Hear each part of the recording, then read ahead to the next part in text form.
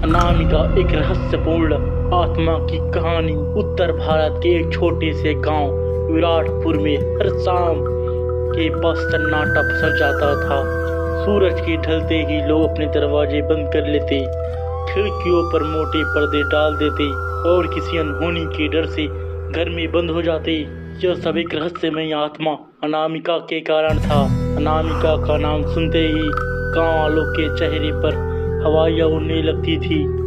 कोई नहीं जानता था कि वह कौन थी, कहां से आई थी, परंतु पिछले 20 सालों से वह गांव में कई रहस्यमय मौतों और गायब हुए लोगों के लिए जिम्मेदार मानी जाती थी। 1999 की एक बरसाती रात गांव की लड़की रूपा अचानक लापता हो गई। खोजबीन के बाद उसका शव पुराने कुएं में मिला। चेहरे पर डर की छाप, आंखों की नसें नीली और आंखें पूरी तरह सफेद थी। बुजुर्गों ने बताया कि यह किसी अशुद्ध आत्मा का काम है। तभी पहली बार नाम उठा अनामिका। कहा गया कि वह आत्मा अपना नाम किसी के कान में फुसफुसा देती है और उसके 3 दिन बाद उसकी मृत्यु हो जाती है। 2025 में शहर से एक शोधकर्ता आरव अपनी टीम के साथ विराटपुर आया। उसका मकसद था अनामिका के रहस्य की सच्चाई जानना। गांव के बुजुर्गों ने उसे चेतावनी दी पर वह रुका नहीं। उसके साथ ही उसकी दोस्त रिया, जो परामनोवैज्ञानिक में दिलचस्पी रखती थी, और टीम का तीसरा सदस्य था कमलेश, एक स्थानीय युवक जो खुद बचपन में अनामिका की छाया देख चुका था। गांव के बाहर एक पुराना जर्जर हवेली थी, जहां से अक्सर रात में रोशनी चमकती और अजीब सी औरत की हंसी सुनाई देती। आरव और उसकी टीम ने तय किया कि वहां से शुरुआत करेंगे। हवेली के अंदर भी पुराने दस्तावेज मिले जिसमें लिखा था अनामिका एक ब्राह्मण की बेटी थी, उसे जिंदा जला दिया गया था। टाइम कहकर उसने बदला लेने की कसम खाई और उस इंसान से जिसने उसे दर्द दिया। अनामिका की आत्मा अभी तक मुक्त नहीं हुई थी। उसे शांति देने के लिए 3 चीजें चाहिए थी: उसके असली नाम का उच्चारण, मृत्यु का सही विवरण और उसका अंतिम संस्कार विधि करना। पर यह आसान नहीं था। हवेली की दीवारों में आत्मा का डर इतना समाया हुआ था कि कोई भी अंदर ज्यादा देर तक नहीं टिक पाता। रात का समय था। हवेली के चारों ओर गहरी धुंध थी। कहीं दूर उल्लू की आवाज, टूटे झूमर की धीमी धीमी चिड़चिड़ाहट ने माहौल को और भयानक बना दिया। आरा ने धीरे से हवेली का दरवाजा खोला। कर्कश आवाज के साथ वह चिड़चिड़ाता हुआ खुला। अंदर अंधेरा था, टॉर्च की रोशनी टिमटिमा रही थी। कमलेश ने कांपती आवाज में कहा, क्या मैं यहीं तक सांस चल सकता हूँ? इसके आगे तो बचपन से डर लगता है। यह हवेली जिंदा है, यह निगल लेती है लोगों को। आरा ने उसका कंधा थपथपाया। डर नहीं लगना चाहिए कमलेश, और विज्ञान ही सच्चाई को उजागर करेगा। रिया ने कुछ मंत्र सुने थे उस हवेली में। उसकी आंखें थोड़ी चौड़ी हो गई। क्या तुमने सुना? कोई स्त्री गा रही है। वे अंदर बढ़ी। हवेली के बीचों बीच एक पुराना कमरा मिला जिसमें अजीब चित्र बने थे। दीवारों पर खून के छींटे, एक कोने में मिट्टी से भरा खड़ा। रिया ने जब उसे छुआ तो एक जोरदार झटका लगा। उसकी आंखें बंद हुई और उसने वही नाम फुसफुसाया, अनामिका। रिया ने अचानक जोर से चीख मारी और जमीन पर गिर पड़ी। उसकी आंखें सफेद हो गई और शरीर कांपने लगा। और आरा ने उसे होश में लाने की कोशिश की, लेकिन रिया की आवाज अब उसकी नहीं थी। उसके मुंह से निकला, मुझे लगा कि मुझे खोज कर चैन पाओगे, तब हर ओरू जागेगी जो अन्याय की आग में मरी थी। कमलेश ने कांपते हुए कहा, भैया ये तो वही है अनामिका, ये उसकी आवाज है। आरव को समझ आ गया कि अब वह सिर्फ एक शोधकर्ता नहीं रहा और वह खुद कहानी का हिस्सा बन चुका है। दूसरे दिन गांव के पुरोहित शास्त्री जी को बुलाया गया। वे बहुत बूढ़े थे पर आत्माओं के विषय में उनका अनुभव गहरा था। उन्होंने कहा, अनामिका सिर्फ एक आत्मा नहीं, वह एक श्राप है जिसे इस भूमि से मिटाने के लिए आत्मा की आखिरी इच्छाओं को जानना और पूरा करना जरूरी है। और उन्होंने पूछा, क्या आप जानते हैं उसकी अंतिम इच्छाएं?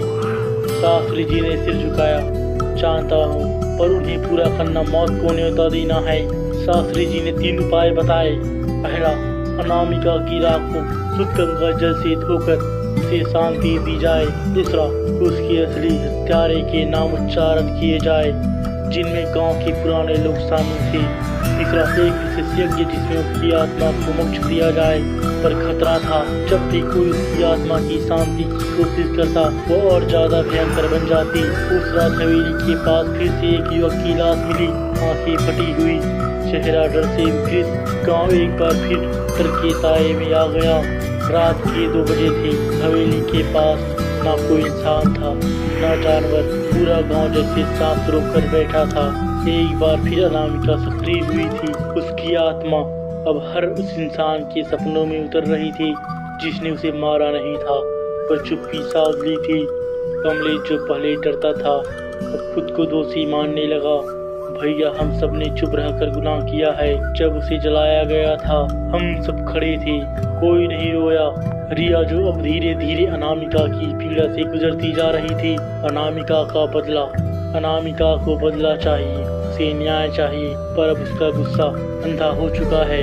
आरव ने यज्ञ की तैयारी शुरू की। शास्त्री जी ने उन्हें बताया यह अनुष्ठान 3 रातों तक चलेगा और हर रात एक आत्मिक द्वार खुलेगा जहाँ से अनामिका अपनी स्मृतियों में लौटेगी। अगली रात रिया ने यज्ञ के मंत्र पढ़े हुए जैसे ही दीपक जलाया, पूरा हवेली परिसर कांप उठा। धूल उड़ने लगी, हवा में बच्चों की चीखें और एक लड़की की सिसकियां सुनाई देने लगी। रिया ने आंखें बंद कर दी और देखा एक बच्ची को उसके पिता पीट रहे थे। उसकी माँ उसे बचाने की कोशिश कर रही है पर अंत में वही माँ उसे डायन कहकर जलाने को राजी हो जाती है। रिया की आंखों से आंसू बहने लगे। ये अनामिका है, ये तब भी अकेली थी और अब भी अकेली है। शास्त्री जी बोले पीड़ा का द्वार तभी बंद होगा जब कोई उसका पीड़ा को स्वीकार कर माँ की माफी दिलवाए। कमलेश की माँ जो तब चुप रही थी उन्होंने आकर कहा बेटी अनामिका, तुझे माँ ने मारा नहीं, समाज ने मजबूर किया था। तुझे माफी चाहिए तो हर जन्म में तेरी माँ बनने को तैयार हूँ। धीरे धीरे हवेली की दीवारें शांत हुई। दूसरी रात और भयानक थी। इस बार हवेली के बाहर 5 बुजुर्गों को बुलाया गया जो उस रात मौजूद थे और उन्होंने सबके सामने पूछा आप सबने अनामिका को जलते देखा, क्या यह सच है? एक एक करके सबके सिर झुकने लगे। सबसे बूढ़े रामस्वरूप बोले हाँ, हमने उसे चुपचाप जलते देखा। तो सिर्फ इतना था कि वह सुंदर थी और किसी जमींदार की आंखों को पसंद आ गई थी। जब उसने विरोध किया उसे डायन घोषित किया गया। उछल आकाश में बिजली कड़की, हवेली के अंदर से अनामिका की चीख आई सच, आखिर कोई बोला तो? रिया ने सब बुजुर्गों से कहा तुम सब मिलकर उसकी चिता के पास हाथ जोड़कर माफी मांगो। सबने माफी मांगी। दीवारों पर बने सारे खून के धब्बे धीरे धीरे मिटने लगे। तीसरी और अंतिम रात थी, सबसे कठिन रात। इस बार हवेली के बीचों बीच अनामिका की राख रखी गई। चारों ओर दीपक जलाए गए और वेदों के मंत्र गूंजने लगे। रिया को एक बार फिर ज्ञान ट्रेंच में खींच लिया गया। इस बार अनामिका की आत्मा उसके अंदर समा गई। उसने रिया के स्वर में कहा क्या अब मुझे मेरी पहचान मिल सकती है? और उन्हें कांपती आवाज में कहा अनामिका, तुम्हारा नाम अब सर का नहीं श्रद्धा का होगा। तुम्हारे लिए न्याय हुआ है। शास्त्री जी ने अंतिम मंत्र पढ़ा। राख को गंगा जल से शुद्ध कर पीपल के नीचे दफनाया गया। हाथ में एक तख्ती लगाई गई। यहाँ सो रही है अनामिका, वह जो कभी गलत नहीं थी। अगली सुबह गांव बिना डर के जागा। हवेली को सरकारी मदद से मंदिर में बदल दिया गया। रिया ने अनामिका पर किताब लिखी और कमलेश ने गांव के बच्चों को अनामिका की सच्ची कहानी सुनाई। अनामिका की आत्मा को मोक्ष मिला, पर हवेली के एक कोने में आज भी कभी कभी मगधम सी एक हंसी गूंजती है। शायद वो अब भी देखती है कि इंसानियत जिंदा है या फिर मर रही है। कहानी पसंद आया तो चैनल को सब्सक्राइब कीजिए, वीडियो को लाइक कीजिए, शेयर कीजिए। मिलते हैं नए वीडियो पर। Support me guys.